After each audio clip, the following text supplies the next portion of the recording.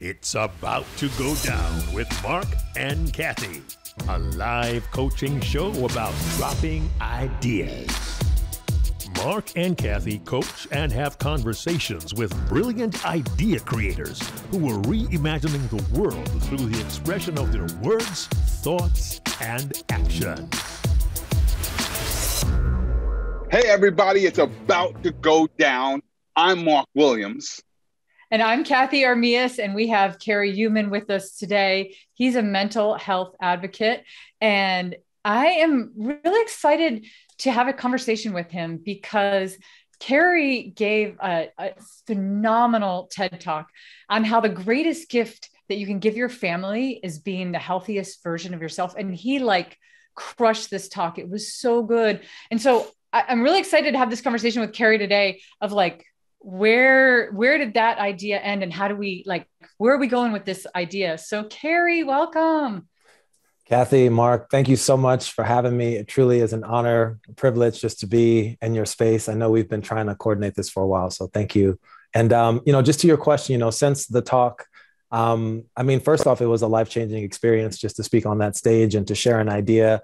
As you both know, so much time and energy goes into putting the talk together. And it was a life-changing experience. But without giving the talk away, I spoke a lot about just family dynamics, how those can be complicated. And I also sort of tied in technology and how, some of these different genealogy tests have made it really easy for people to find long lost family members and relatives, which was part of my story.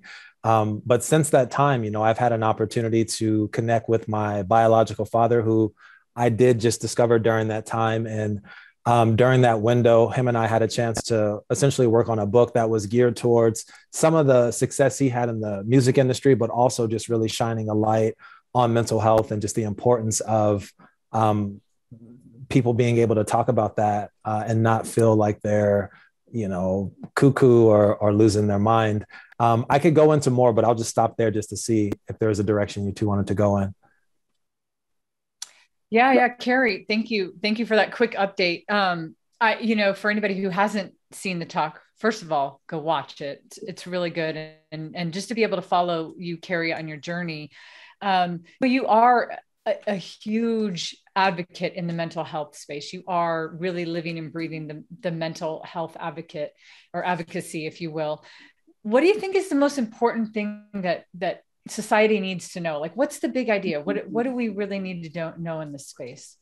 Well, it's interesting. There's a lot of stats around mental health and, just kind of the impact that it has. A lot of what I look at is focused on the US, but I would imagine you could just add this to anywhere in the world. But 50% of all lifetime mental illness actually begins at 14 and 75% of it by age 24. So if you really think about your life and what you've gone through, I think a lot of us can look back and say, oh, I could see how something traumatic that happened to me when I was under 14 may have kind of played a part in how I show up in the world and how maybe I just haven't dealt with something that creeps up every once in a while in a relationship, in a job, or, fill in the blank. And I think something that's, really important to recognize is that, this stuff doesn't go away. It's not like a stain on your shirt where, you can throw some Clorox on it, throw it in the wash, comes out, and it's not there anymore. This is something that you really have to you got to put a light on it and address it in the best way you can. And I think, for me personally, growing up, I didn't have access to therapy and, people around me who I could speak to openly about my emotions. So I got really good at just hiding, what I was feeling and what I was experiencing. And as I got a little bit older, started to self-medicate. And, for what it's worth, it served its purpose. It allowed me to numb myself and not think about those things. But I found as I've gotten older and put myself in different situations and have formed, new relationships, being able to speak about that has just really become a big part of me and just really what I'm wanting to advocate for. Wow. Kary, I, first of all, thank you for the work that you're doing, for the talk that you've given. And I'm very fascinated, especially as an educator, working with young children. And when you talked about how when you said 14 years old, it made me wonder, first of all, I think many educators have shown TED Talks in their classrooms, right? But a lot of audiences for TED Talks I think, and Cathey, correct me if I'm wrong, but they're probably mostly adults, right? Yeah. I wonder about the opportunity you might have to now address this particular audience. Because again, you're right, like it's not a stain you can wipe off. And I don't know if you can ever prevent it, but I do wonder if you were to take your talk to the next level and talk to an audience of 14-year-olds about, I don't know if it's about what you can do to avoid it, what you can do to address it. How would you reshape the talk for an audience of 14-year-olds who are about to enter this phase?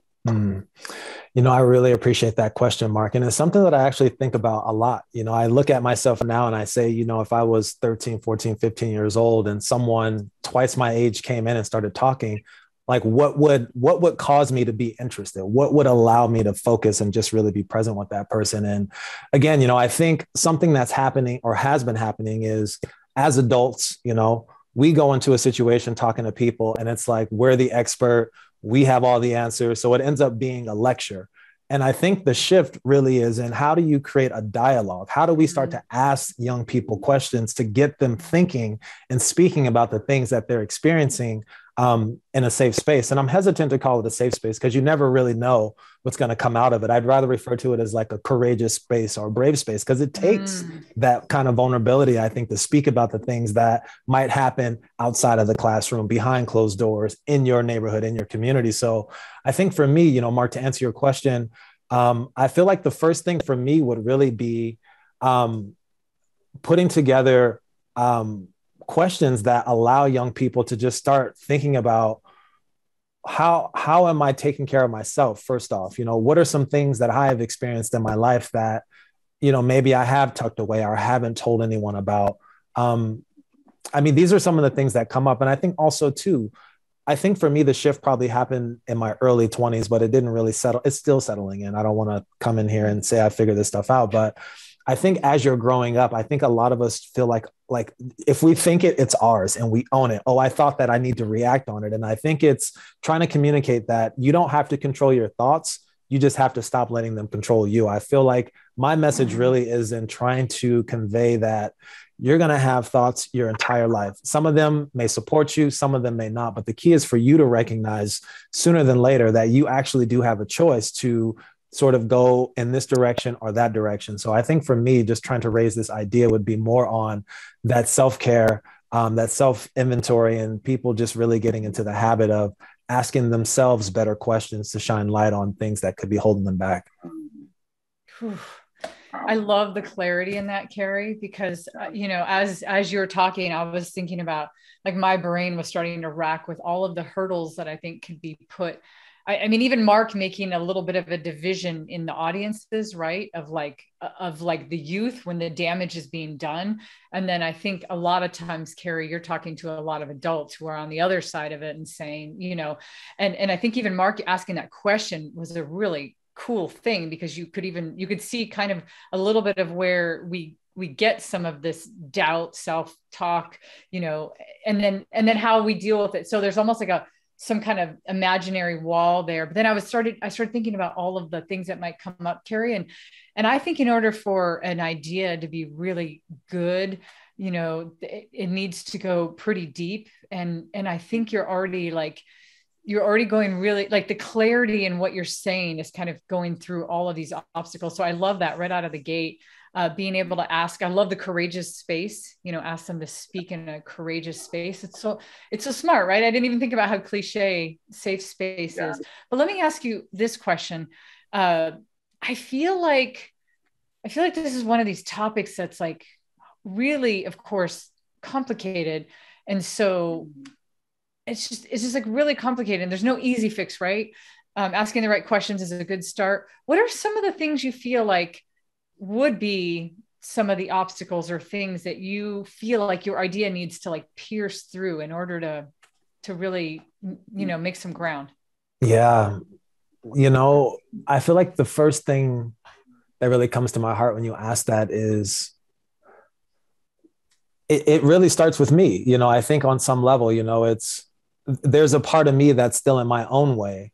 When it comes to, first off, just sharing my story and being vulnerable. I feel like, when you go into a space, essentially you have an opportunity to, sort of match someone and be present with them, or you can just sort of not be aware of where you are and you're just not going to build trust. So I think for me, it's really building trust with my audience, whether it's young people or older people. And I feel like the only way I can do that is to be as real and as authentic as I possibly can. Like if I'm not bringing that, someone's going to feel it.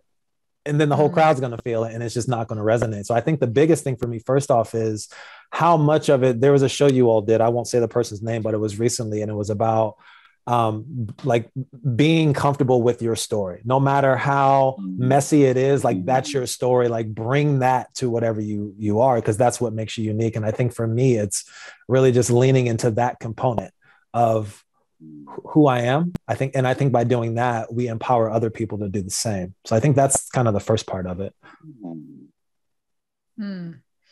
Yeah, that was a good nod to JT. He was the one that talked about that. That was a really good episode. I really resonated with a lot of what he was saying and what you two were coaching on. Yeah. I'm curious, how do you, and it's an interesting conversation, right? Because you're in a space where you said, listen, I haven't really figured this all out yet, right? But I have at least a heads up for people who might be X number of steps behind.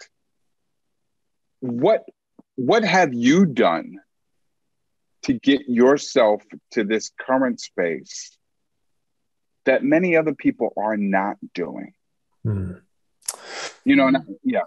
Yeah, it's it's interesting. We live in a world now where, people essentially put a lot of their highlights on social media. So just from the looks of it, it looks like I'm like, wow, I'm behind the game, but when you go a couple of layers deeper, you start to realize that, Instagram is a highlight reel. It's not really showing what's could potentially be happening on the back end. And I think for me, Marc, I realized that, success or making progress, like it's not sexy. Like it's not a highlight reel. You know what I mean? Like the real progress isn't the highlight reel. The real progress is what you don't see. And I think for me, as I started, looking into, myself and just my own mental health and just some of the people that I might look up to, I realized that, the process is something that you really have to allow yourself to get used to, like getting comfortable, being uncomfortable. And, for example,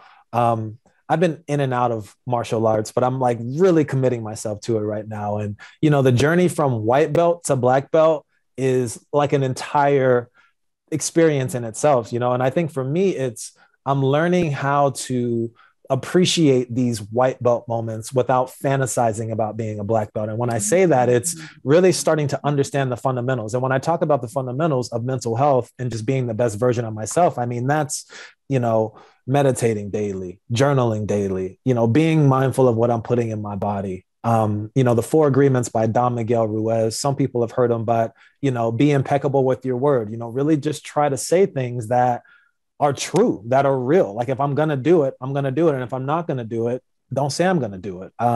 Don't make assumptions. We live in a world where people have so many different perspectives. We all have different things on certain topics. So it's like, just because someone looks at me a certain way or says something or writes something, I don't know what that means unless I ask. So I think for me, it's being okay with asking for more clarity, like just not assuming because something looks a certain way. I think something else too is just not taking anything personal. Again, you have no idea what the next person is going through, what they're experiencing. So for me, again, I haven't mastered this stuff, but these are things that I look at just kind of as foundational. And then the last thing is just, always do your best. For me, it's at the end of the day, even with the TED Talk, it's like, I watch it and I'm like, oh, I was going to do this or I was going to do that. But at the end of the day, it's like, did I do my best? Did I show up? Did I rehearse? Did I work with my coaches? Did I accept the criticism? Did I go back? Did I rehearse it? Like, did I do everything I could possibly do? And if I can answer yes to that,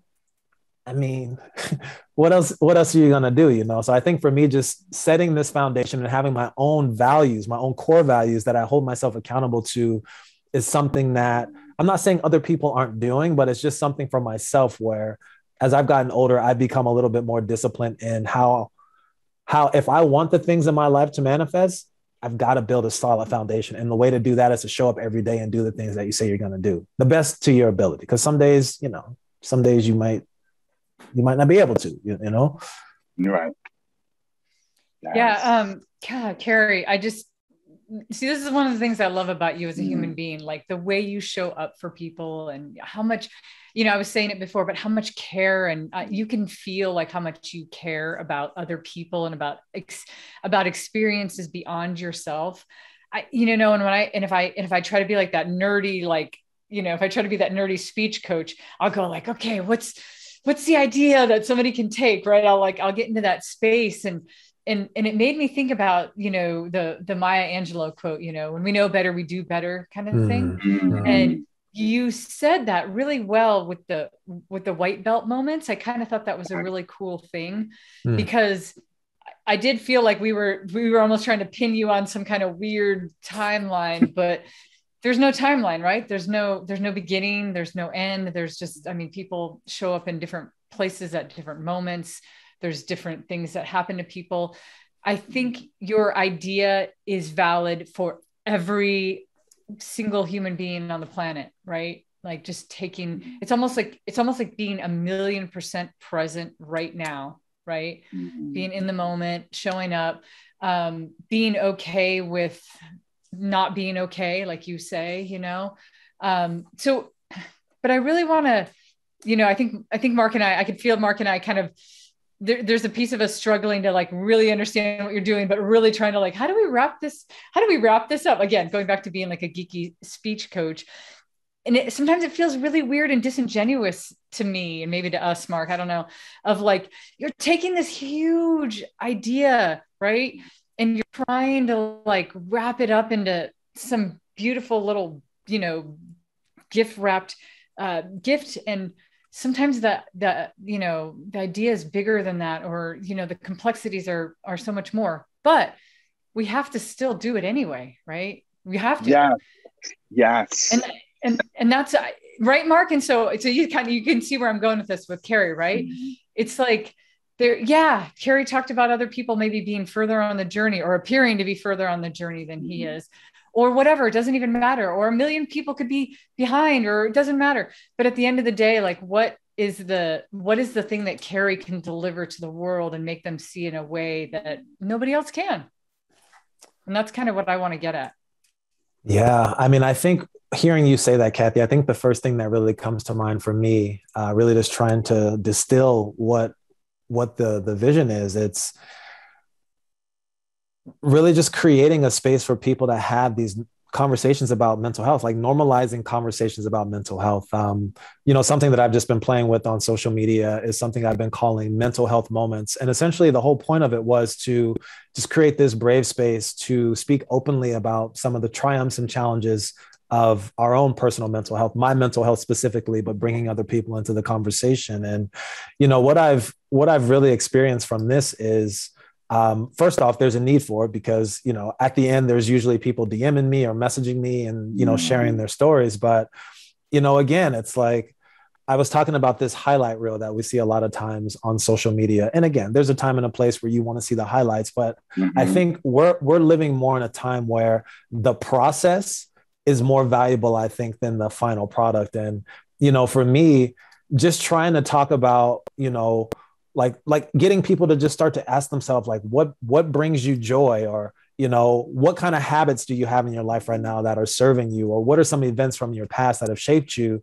I think that really starts to build a foundation for people to start to see that, oh, wow, these things that I've gone through in my life that I've essentially buried down inside of me or keep to myself, like maybe I need to address this stuff. Maybe I need to see that there is a message in this mess, and I think ultimately that's what I really want to move forward is whatever you've experienced in your life has allowed you to become who you are today. And if you're not happy with who you are today, it doesn't mean that you're stuck here, but what lessons can you learn from looking at this that will allow you to, continue to push forward and ultimately not hide from the things that might bring you discomfort. Like, it's okay to talk about the times where you didn't do well, or show your process, the time where you were trying to dance and you fell down. Like, I feel like that's the stuff right there, you know.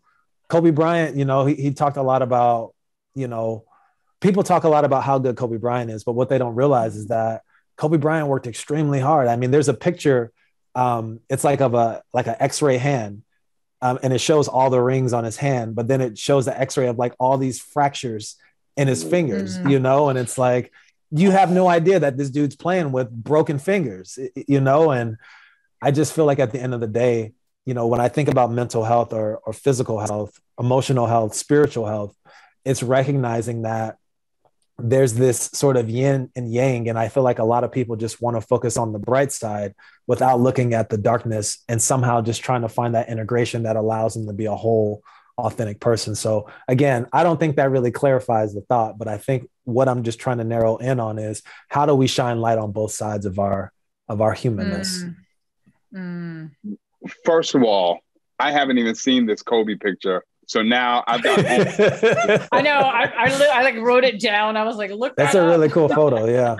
Yeah. Well, I want to check it out. And what you reminded me of, Kary, is, you know, it's very interesting with, you know, you talk about highlight reels and celebrities and well-known people. It's always very interesting to me that we celebrate people, and when they get to a certain height, then we sort of glorify, you know, the struggle they went through. We don't like to necessarily hear about the struggle while it's going on, but after you've made it, now we want to hear about the struggle. And what I'm hearing from you is this idea about talking about the struggle in the moment, right? And that it's okay to do that. And I keep hearing the word question. I keep hearing the word conversation. I keep hearing the words moments, right? Like mental health moments. I'm curious, and I guess I'm going back to those 14-year-old kids. Again, maybe it's the educator in me or the parent in me. One, I wonder, what are some of these questions that we should be asking, right? I wonder, does it have to be a conversation with someone else? Or actually, let me even say this a step further. Maybe it does have to be a conversation, because I'm wondering, how do you help young people, old people, middle-aged people to actually have the conversation? Because that's probably tougher for most people than anything. I mean, that's why you called it a courageous conversation, right? That's why these are courageous questions. That's why these are courageous moments, because they take a lot of courage. So, and it's one thing to tell people to have the courage to do it. What are we not getting? What are young people not getting that is preventing them from starting these conversations that would be helpful for them? I really love how you frame that question. And, you know, this is a stat that it really hurts my heart to share it, but I'll share it and then I'll just speak more to the question. But from NAMI, the National Alliance on Mental Illness, they put out a stat saying that suicide is the second leading cause of death among people aged 10 to 34. Second leading cause of death, 10 and 24. So when I see a stat like that, you know, again, you know, you look at social media, you know, you look at sort of this glamorizing of these highlights and everyone's doing all these things. And I feel like when you have someone who's in their early adolescence trying to figure this world out, they've got a phone, they're seeing the TikToks, they're seeing all this stuff. At some point, if you don't have an adult around you or a community around you that talks about this stuff, I can see how you could start to internalize that and ask yourself, what is the point of me living? Like, why am I even here? I'm not even close to that other 14-year-old, you know, who's doing this and doing that.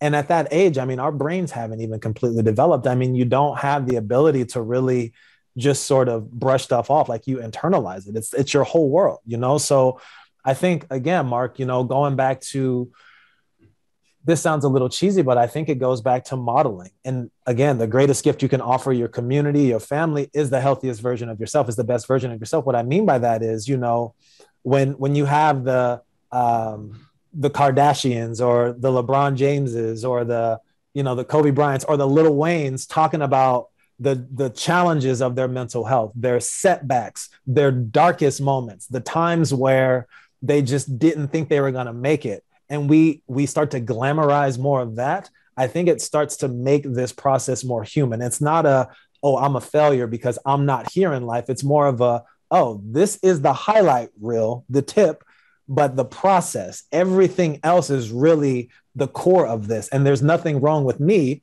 This is just part of the process that's going to allow me to be stronger. So I think going back to your point, it's, again, being willing as individuals to be vulnerable and to show that, hey, yes, I've done some great stuff in my life, but do you know how I got there? You know what I mean? And again, I'm not saying you need to come out and just air your laundry out and you have no idea what it was like in my day and I walked 1,000 miles. I'm not saying that at all, because you don't know, nobody wants to hear that. Nobody wants to hear that. You know what I mean? But I think when you're having a conversation about something or you're addressing something that a young person or even an older person may be having a challenge with, I think there's a way to try to level set the playing field and just really make it clear that what you're experiencing right now really is, whether you see it or not, probably the best thing that is happening for you right now. Like, how can we celebrate those darker moments instead of, putting an F on someone's paper or putting them in detention or, whatever, fill in the blank. It's like we penalize, back to your point, Marc, it's like we glorify someone when they've made it to the other side, but until that point, it's like, get out of here. You're this, you're that. And I just think there needs to be a shift there, but it's not going to be a global shift. It's an individual shift. It's something we have to do individually. So again, I think us shining the light on ourselves and just being more authentic and truthful with our stories ultimately helps to create the space for younger people and others in general to just feel like they have more of a realistic set of expectations as they're, trying to reach their dreams or fulfill their potential. Very well said. Super well said. What if, I feel like he's already practicing the second TED Talk right now right here. What if I'm just going to tease this out for a second. What if the idea was really just that we need to have more courageous talk and we need to allow more courageous talk? Are we facilitating it? Because then you have you have kind of two ways, right? I mean, if you're the one that you feel like you need to have more courageous conversations, and we've had talks on our show with other people before about getting, deeper level than hi, how's it going? And, just going deeper in relationships and having better conversations. But I feel like this is so much more, there's so much more importance here, like how you're doing, like shining that light on, and like you said, Kary, maybe not in this weird way, but it's like real talk, but real talk with the real talk with the label of how do you facilitate courageous talk? How do you let people know when you're not doing that great? How do you allow people to tell you when they're not doing that great? How do you just be in this moment and know that the next moment could be amazing and the one after that could be terrible? It's not even like this either, So I don't know. What do you all think about that? Because I'm trying to, Marc, you know me, and Kary, you know me too. I'm trying to put some kind of formula, not to the whole thing, because you can't fix the whole problem, but I want you to be able to, Kary, to give your audience a formula that they could practice immediately.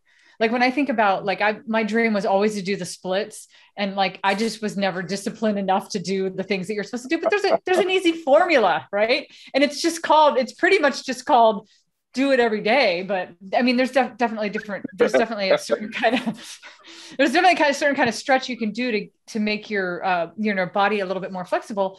But I think it's the same with ourselves and our relationships. What's that stretch? What's that thing that you could tell your audience to practice, Kary, so that it can, normalize the conversations. It can allow people to be a little bit more on that courageous level. It can allow for empathy and when other people are sharing. I don't know. Those are my thoughts. Yeah. As you were saying that, Cathey, I think the first thing that's come up for me is, I'll lead with a quote, but there's a quote by Buddha, and it's something along the lines of you yourself, as much as anybody in the entire universe, deserve your love and affection. And the reason I say that is I feel like, although sometimes it feels like the world is burning down, I feel like for the most part, humans are good. Like we mean well, we want to take care of each other, we want to love each other, we want to care for each other, we want to scratch each other's backs, we want to, make things easier for each other. And I think, as I think about that quote and what you said, I feel like we already know how to do it. It's just we're doing it for other people, but we're not doing it for ourselves. So it's that self-love component of, wow, do I deserve to treat myself in the same way that I would treat my best friend or treat my pet or treat fill in the blank? And I think, again, that shift around I'm being selfish or I'm being this or I'm being that, and looking at it more of a I'm filling my cup so that I can go out into the world and be present for the people that mean the most to me. I think that's something that's really important for me to try to communicate.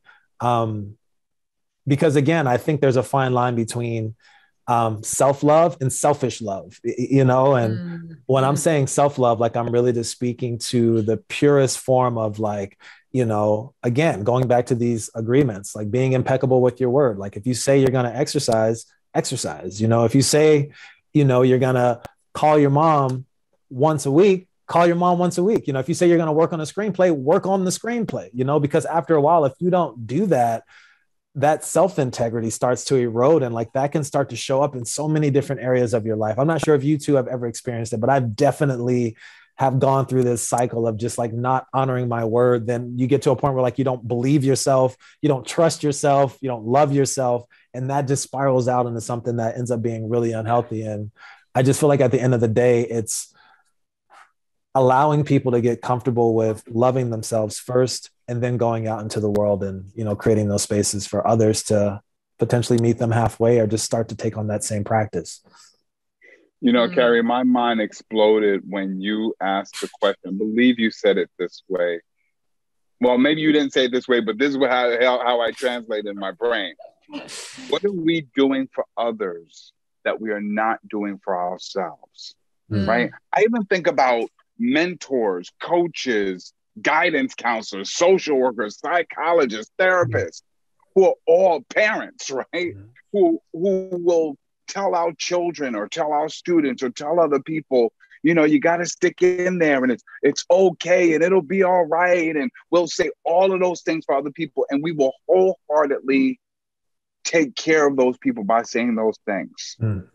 And yet we don't say those things to ourselves, right? Or if we try to say them, we don't necessarily believe them. For some reason, there's this block that won't make us believe it.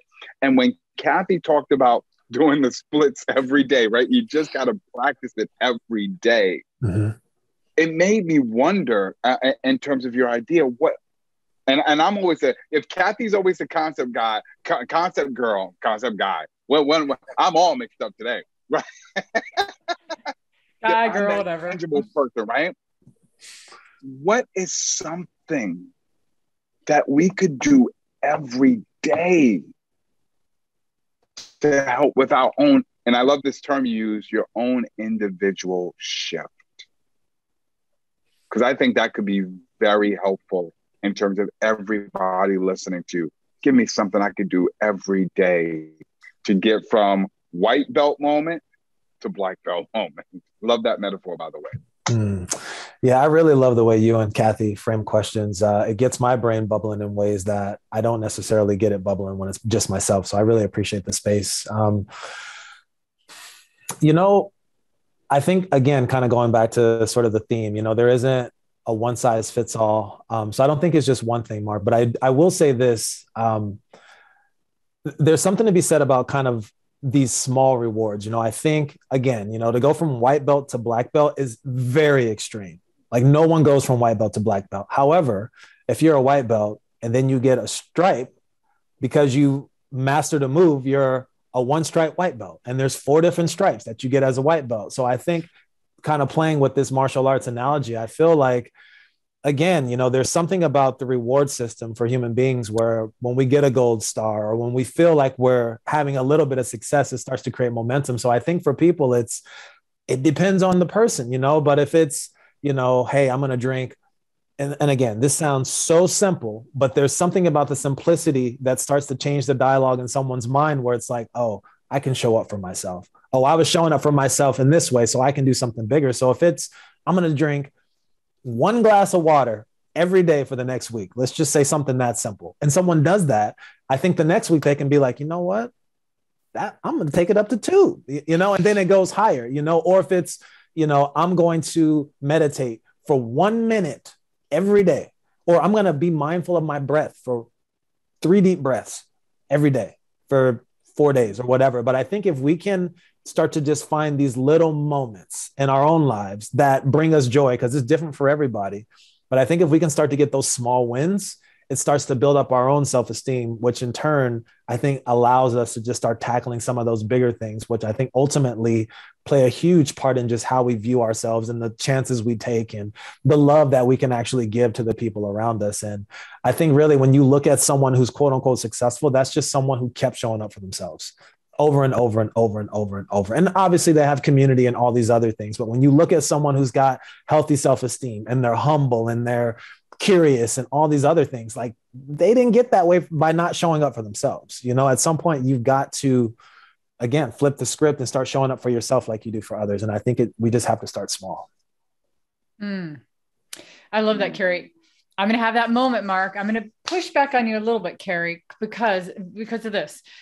I think everything you said is true. And I think the question that Marc asked you is valid in that, like, for instance, you're a white belt, right? Like not you, but like, let's say you come into martial arts, you're a white belt, and that whatever move you give the white belt person that they're practicing, to get to the first of 4 stripes, you're not going to give that same move to the black belt. But yet there are some universal things that every single belt needs to always keep mastered, right? Mm-hmm. Like there's several people in my family that are in various levels of belts right now in martial arts. And I know that there's some common principles in there. And I think what Marc was really trying to push at, and I think it is really valuable, Kary, is to be able to be the person that's sharing an idea that people is repeatable. So now we're just talking about the idea alone, right? Not the actual idea, but how an idea travels and how it gets bigger and how it gets spread is when it's repeatable. And right now it would be really hard to repeat it. Like if somebody were to hear you give a TED talk and he's like, well, this guy was awesome, like you should hear him. But then he just said, do something good for yourself every day. We have to find, I feel like we have to find some more. Specificity breeds credibility. A really famous speaker said that. I think it's Patricia Fripp, and I believe that. I believe that there's some piece in there that we have to be a little bit more specific, if that makes sense. Yeah. I think you have to give people something. I feel like I'm really giving a TED talk, because I remember when I was doing my talk, I'd be like, okay, guys, I got it. And then they'd be like, Kary, think about this some more, come on, give us some more. And as you were asking that, I'm like, okay, I hear you. And another quote came to mind. I don't remember who said it, but the quote was, what you appreciate appreciates. And that right there really makes me think about gratitude, and how gratitude, I think, truly is the best kept secret when it really comes to creating your best life or showing up as the best version of yourself. And I think, again, it sounds so simple, but there's something magical when we can just appreciate the things in our lives that are happening, but also appreciating the things in our life that haven't happened. Some people might use prayer. I prefer to say gratitude, but I think, in terms of just having something that someone can walk away with, remember what you appreciate appreciates. And when you can, what you put gratitude on, what you're thankful for multiplies over time. And I just can't say enough how much gratitude has just blessed my life and continues to bless my life, because I walk around in this spirit of gratitude regardless. It's a game changer. It truly is.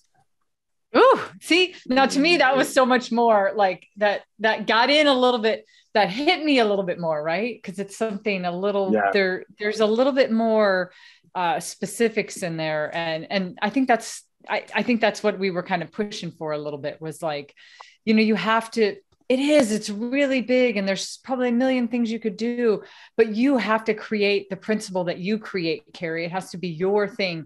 You know, if you were going to give a TED talk on it tomorrow, Marc and I would definitely be pushing you on what's a line that you can come up with that's yours and not somebody else's, or like, how do you give it the Kary Youman stamp? Like what would be the stamp that I would walk away with? And Kary always says this, I got to practice this somehow.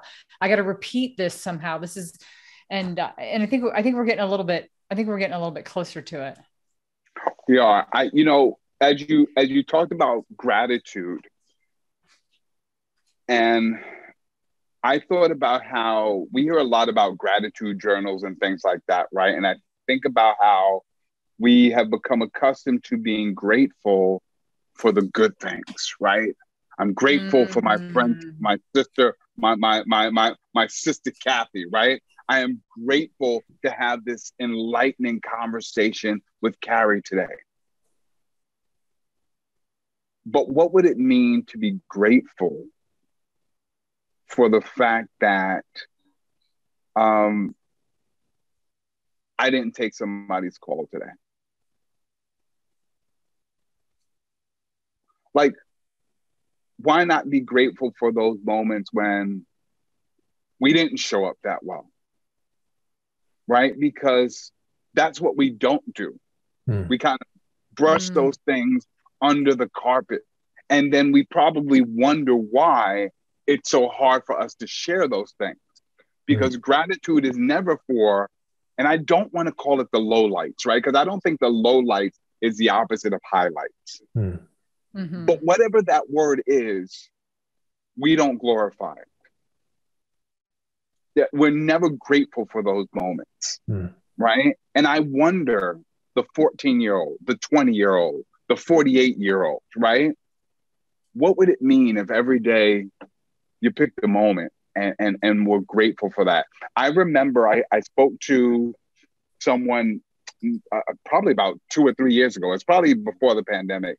And she had mentioned that every night at dinner, her parents would have everybody in the family share something that went wrong that day.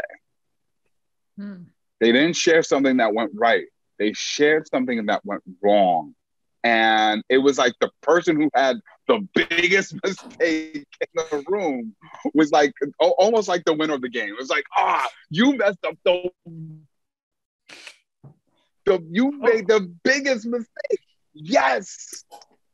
So I wonder, because that's what you inspired me to think about today. How does that idea sit with you? Go ahead, Cathey. No, the only thing I wanted to say to that before Kary answers it is, in that exercise, I feel like the winner was the person who was willing to be the most vulnerable about it, right? Because you were willing to talk about the thing that you would, the bigger one would probably be the one that you would never want to talk about. So it's flipping it, and it's making you the most okay with being vulnerable. Yeah, I love that. And again, I mean, I think that's where it goes back to, families and communities. It's how do we create these spaces where we're not just talking about what went well today, but like, what was the most challenging thing? Like, what was the thing that just knocked you off your feet today? Like, that's what we want to hear. And let's celebrate's an interesting word, but I almost want to say, like, let's de-magnitize it. Like, let's take all this power that it might have, and let's de-magnitize it by talking about it, And I think that starts to create safe spaces where you can make mistakes and talk to people and not be made fun of or called weak or, given, medication. And I think the gratitude in that perspective is around. But again, it's like you have to have the insight to see it. But it's like when you do have these setbacks, when you do have these moments, I think the gratitude is in, wow, for example, we're really running with this martial arts framework, but it's like, as a white belt, coming into a dojo, you're training with blue belts and brown belts and purple belts and maybe a black belt, and like they're whooping you. Like it's just not going to happen for you, and it's like you could beat yourself up about, a move that you didn't get or not getting out of a move. But I think the gratitude comes in, wow, I'm so grateful that I had an opportunity to see in this space where I might have an opportunity to grow. But I think in order to have that kind of reflection, I think you have to build that within yourself, and you have to build that in community, because I know that there are people who do have these down moments and they're just like, I just have the worst luck. I am clumsy. I can't do anything right. So it's to go to someone like that and be like, hey, all you have to do is just change how you're thinking. They don't want to hear that. You know what I mean? So I think it's a sensitive topic. And I think that is kind of going back to the biggest challenge I have. It's like when you're talking about gratitude and appreciating what you appreciates, it's like, it can come off as hokey. It can come off as magical thinking. It can come off as you don't know where I live. Like, you don't know what my neighborhood's like. Like, I've got nothing to be grateful for. That is a reality. So I think it becomes even more calculated and more important for community and for that self-talk, for someone to be able to work through stuff like that. Because again, time and time again, you look at someone like, I know I keep using like celebrities, but you look at someone like Jay-Z or Snoop Dogg, who grew up on the streets and they being shot at and people are trying to kill them. And now they're at this point in their life where they have so much gratitude for that life, because it gave them the strength and the awareness and the common sense to move in this world. And again, that may or may not be the best example, but I think sometimes too, it's like we have to believe in someone else's belief in ourselves if our belief in ourselves isn't big enough. And I think that's kind of where our communities come in, especially with these young people. It's like, it's hard for them, I think, to see for themselves the things that you might be able to see as an adult. But it's like, if we don't catch them when they're younger, if we don't create the space when they're younger, when they're older, nothing changes. It's that stain that never really got a chance to get washed a little bit, instead it gets dirtier. Yeah. Yeah, Kary, I noticed that, on your mental health moments, a lot of the things that you've been talking about, like how to bounce back after a setback, how do you manage your self-talk, what habits are serving you today, what events in your past, shaped you. You have a lot.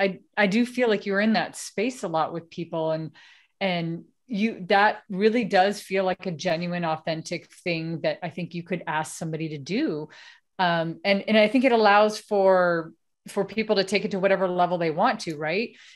Why don't you look at the things both good and bad, but you can ask specifically, I think you could pick one of those questions, even like what feels like a setback today, but could be a launch for tomorrow. Like, there's so many examples of that, I think.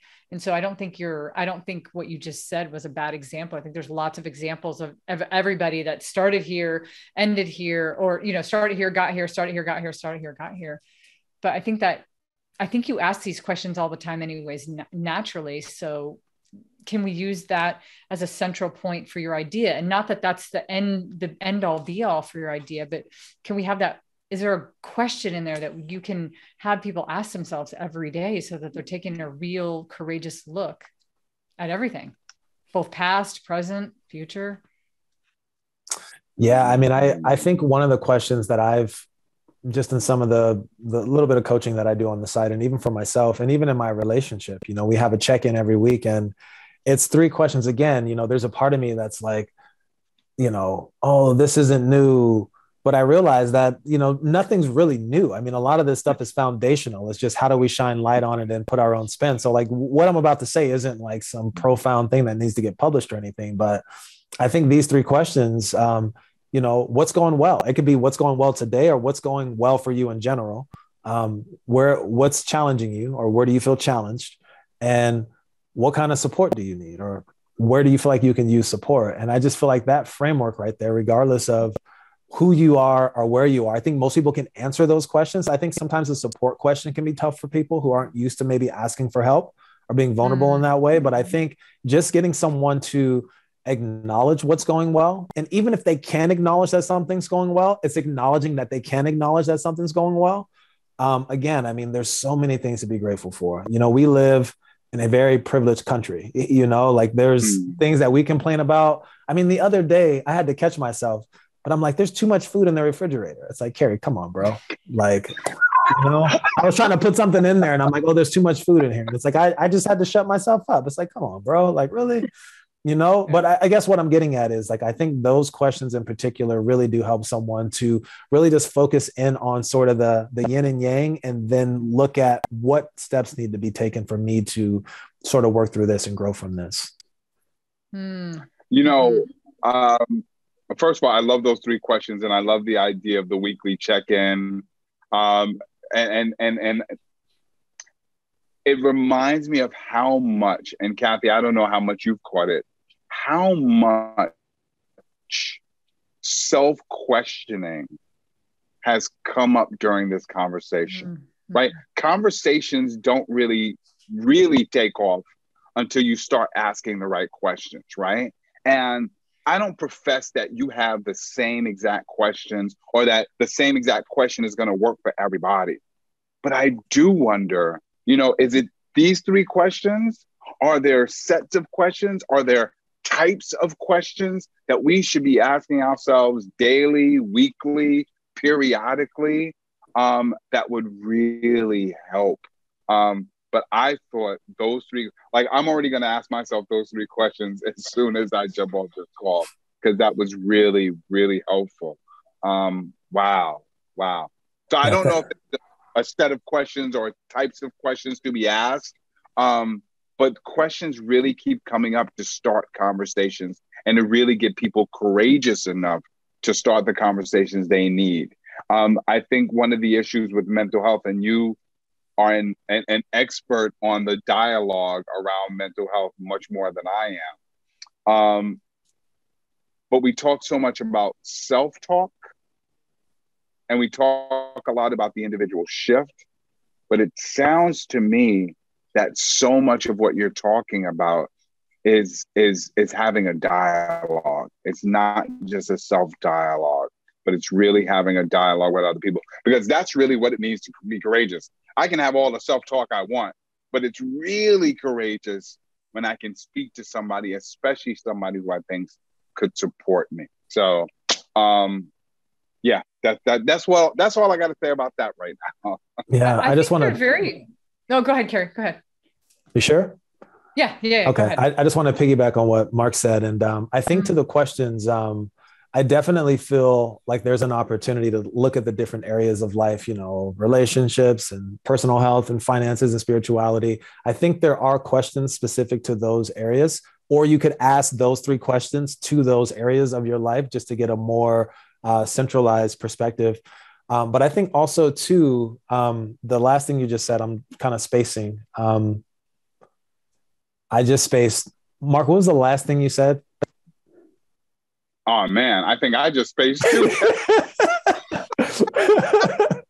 Oh, no. I got it. You were talking about the self-talk versus the dialogue. Yeah, that's it. Good memory. That part right there. And it's like, again, utilizing this martial arts analogy. It's like, again, like drilling martial art moves by yourself or with like a grappling dummy or whatever, a punching bag. It's helpful. It's good. It helps you, shooting free throws. Like, it's good.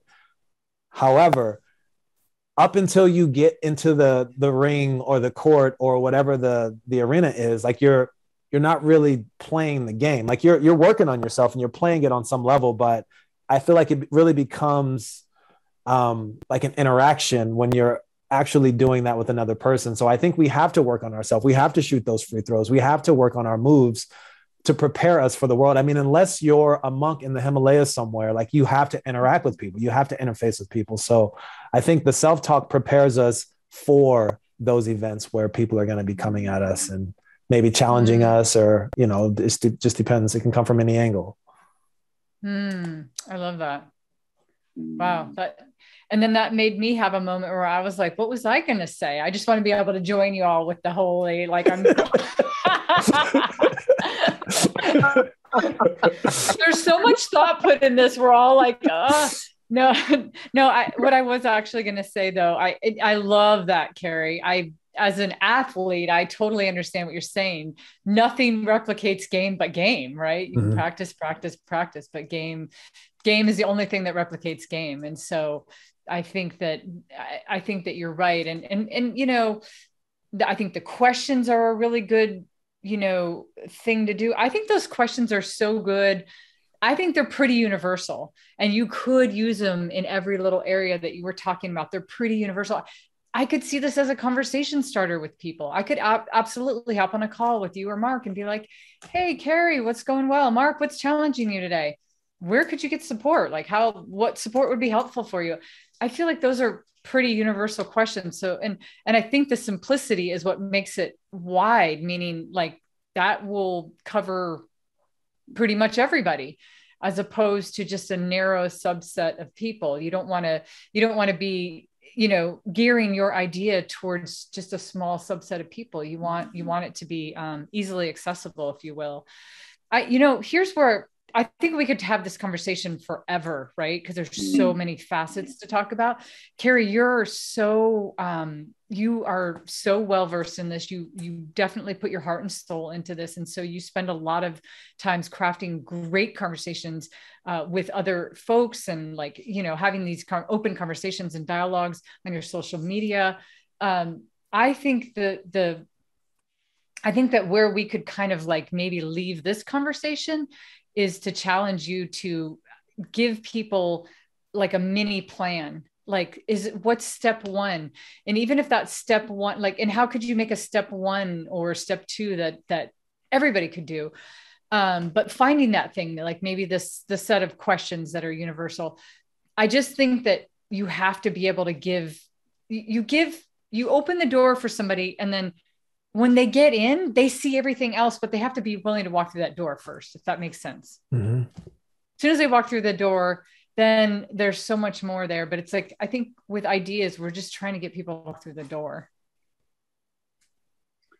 Kary, I would say, to piggyback off of that,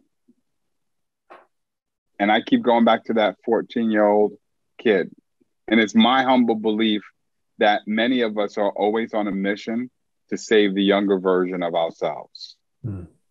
Right? And so the 14-year-old version of you walks in and says, what can I do tomorrow? Right? And you don't have to answer that question right now, because that might be a big question to ask. But I think your answer to that question leads you down the path that Cathey just set. Right? That's the thing that can be done. So I always say, yes, we're speaking for many audiences, and the best ideas are universal ideas that anybody can use.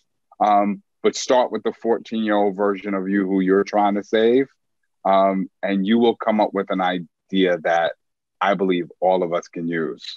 Again, whether it's those questions, whether it's just, how do I get from one stripe? I'm going to continue with the metaphor. How do I get to the second stripe of the first stripe of the white belt? The first belt. And Kary, let's not get it wrong either, Marc.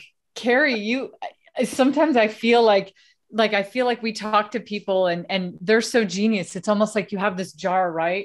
And you have all these things, right? There's all of these great ideas in this jar. And it's if you just picked out any one of these and said, nope, this is what I'm going to have. This is what I'm going to ask people to do with my idea. Any of them would really work really well. It doesn't mean that there's no value in any of the other ones. It just means where do you put your line in the sand? When you gave that first TED talk and you said, how can we show up as the healthiest version of the greatest gift that we can give to our family is showing up as the healthiest version of ourselves. So how do we do that? And you actually explained that was part of your TED talk. There could have been 7,000 more things you could have said in there, but you stuck to a certain kind of formula, if you will, or you kind of talked your way through it. I feel like that's your next version too of this. You're doing a lot of practicing. Get a movement of people to join you in the same space that you are. Have them get on that white belt. Let's get on the white belt moments and let's go, right? Even if you're a black belt, even if you're a black belt, come join me, come sit in a white belt class with me and you'll be great. Because, I think another thing too, that you could maybe offer, Kary, because you've talked about this already. If you're a black belt, probably you have so much empathy for the person that's in the white belt spot, right? the best thing that you can do as a black belt is go back and teach all of the things that you've learned to get on this long, tedious journey to have somebody get to where you're at. So I feel like that's another piece of your community that you're creating.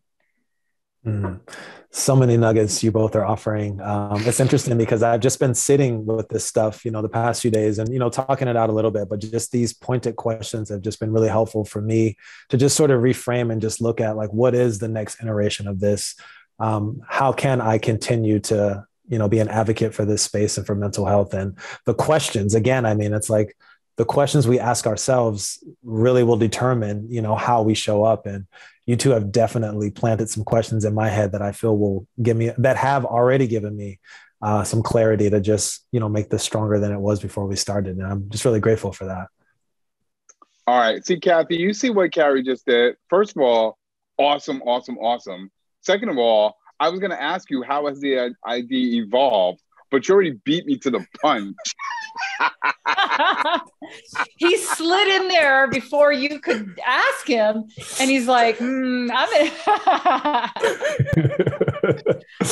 it. That was really smooth, Kary. That was. I love it.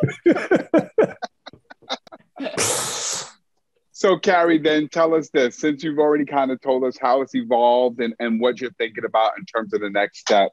If anybody wants to learn more about you and learn from you, how might they be able to get in touch with you or learn more about some of these mental health moments? Yeah, no, I appreciate that. And again, thank you both for having me on. This is truly an honor. Kary Youman, you can just type that in. I'll pop up. There's literally no other Kary Youman on the planet. Of course. Maybe one and only, which is pretty cool. One and only. You can also go to kyouman.com. I don't think I need to spell it out. It'll probably be in the notes, but yeah, just type in my name. You'll definitely find me. And if you ever want to dive into conversations about mental health or put together some kind of Zoom call or when things open up again in person, just always down for conversations about this stuff. I love that. Please, please. Take Kary up on this invitation. Take people who are near you and in your community and in your family to dive into these conversations. Today, a lot of things got dropped, especially an amazing idea. And I can't wait to see the evolution of this idea even further. I think we have beat the martial arts theme into the ground. We have made it submit today.